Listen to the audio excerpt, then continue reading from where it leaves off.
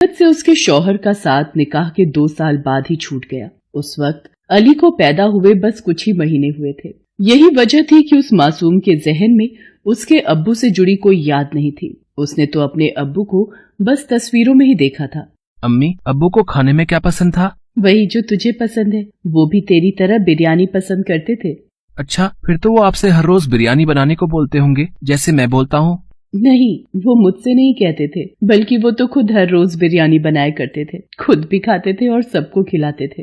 क्या मतलब, अब्बू को खाना बनाने का शौक था क्या? हाँ, बहुत ही ज्यादा। उनका यही शौक देखकर तो तेरे दादू ने उन्हें ये ठेला खरीद कर दिया था। तेरे अब्बू बड़े ही मन से घर पर बिरयानी बनाते थे और फिर इसी ठेले पर रखकर पास वाले नुक्कड़ पर बिरयानी बेचा करते थे। वो वक्त ही कुछ और था। वो चाहे जितनी बड़ी देग बना ले, कभी बिरयानी बचती नहीं थी। इतना स्वाद था उनके हाथों में। अच्छा, तो इसका मतलब तुमने भी अब्बू से ही सीखा होगा बिरयानी बनाना, है ना? हाँ, मैं उनकी मदद करती थी, पर बनाते हमेशा वही थे। लेकिन अब तो मुझे ही बनानी होगी ना। अम्मी, उदास मत हो। आप एक बात बताओ, जब अब्बू बिरयानी बेचा करते थे तो आप ऐसा क्यों नहीं करती? ये खेती करके तो हम पेट भरकर खा भी नहीं पाते। अगर आप भी बिरयानी बनाकर बेचोगी तो मुझे हर रोज बिरयानी खाने को भी मिलेगी। बेटा, ये सब इतना आसान नहीं है। तेरे अब्बू ने अपनी मेहनत से काम जमा लिया था। उनकी कमाई लागत से कहीं ज्यादा थी, लेकिन अब उनके जाने के बाद हमारे हालात अच्छे नहीं है। बेटा, तू ही बता, पूरे दिन के रोजे के बाद इफ्तारी तक का इंतजाम तो अच्छे से हो नहीं पाता, तो बेचने के लिए बिरयानी कहाँ से बनाऊं मैं?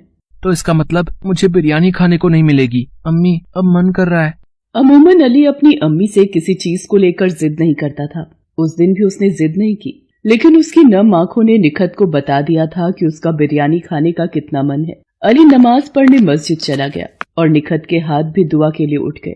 या खुदा, ऐसा इम्तिहान ना ले, अपने बच्चे की बिरयानी खाने की ख्वाहिश भी पूरी ना कर सकूं।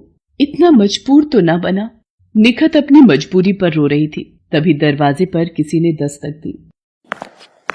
अस्सलाम वालेकुम। वालेकुम अस्सलाम। जी आप? मैं असलम हूँ। आपके पड़ोस में जो खान साहब रहते हैं, मैं उनका रिश्तेदार हूँ। कुछ काम से आया था, पर यहाँ तो ताला लगा हुआ है। आपको कुछ पता है क्या? जी खान साहब, वो तो अब यहाँ नहीं रहते। पिछले महीने शहर चले गए। यहाँ का मकान भी बेचने वाले हैं शायद। आपको बताया नहीं उन्होंने? वो दरअसल मुझसे खान साहब का फोन नंबर कहीं गुम हो गया, इसलिए बात नहीं हो सकी। लेकिन ये तो गड़बड़ हो गई। खान साहब से जरूरी काम तो था ही। सोचा था कि इफ्तार और मगरिब की नमाज भी उनकी यहाँ ही पढ़ लूंगा, पर अब कैसे होगा? कुछ ही देर में इफ्तार का वक्त हो जाएगा। अब यहाँ आसपास कोई ढाबा या होटल वगैरह है क्या? जी नहीं, यहाँ तो ऐसा कुछ भी नहीं है। बस राशन और गोश्त की दुकान ही है। ये तो मुसीबत हो गई। अब क्या किया जाए? देखिए भाईजान, अगर आप मुझे गलत ना समझे तो मैं आपसे कुछ कहूँ। हाँ, कहिए ना। ये मेरी बदनसीबी ही है कि मैं चाहकर भी आपको इफ्तार का न्योता नहीं दे पा रही हूँ। असल में मेरी माली हालत मुझे इसकी इजाजत नहीं दे रही। तो अगर आप मेरी कुछ मदद कर दें तो मैं भी आपकी मदद कर सकती हूँ। असलम को निखत की बात समझ आ गई थी। उसने फौरन अपनी जेब से कुछ पैसे निकालकर निखत की तरफ बढ़ा दिए और बोला, ये लो बहन, इतने में हो जाएगा ना? जी भाईजान, बहुत अच्छे से हो जाएगा। बहुत बहुत शुक्रिया आपका। अरे नहीं नहीं, शुक्रिया तो मुझे आपको कहना चाहिए। मैं ऐसा करता हूँ, यहीं बाहर इंतजार करता हूँ। अगर आपको कुछ मदद चाहिए हो तो बताइएगा। नहीं नहीं, मैं सब कर लूंगी, आप आराम करें। इसी के साथ असलम निखत के घर के बाहर ही एक पेड़ की छांव में बैठ जाता है और निखत फौरन इफ्तार की तैयारी में लग जाती है। ये तो काफी पैसे हैं, इनमें तो इफ्तार के साथ साथ बिरयानी भी बन जाएगी। या अल्लाह, आज मेरा बच्चा बिरयानी खाएगा, जरूर खाएगा। निखत फौरन जाकर पास की दुकान से राशन और गोश्त खरीद कर ले आती है, साथ ही इफ्तारी के लिए कुछ फल भी। फिर उसने बड़े ही मन से बिरयानी बनाई, ठीक वैसे जैसे अब्बास बनाया करता था। कुछ ही देर में अली घर वापस आ गया। अम्मी, आप बिरयानी बना रही हो क्या सच में? इतनी बढ़िया खुशबू।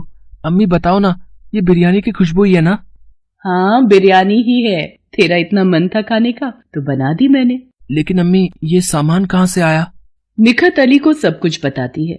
अली फौरन जाकर असलम से मिलता है और उसे शुक्रिया कहता है।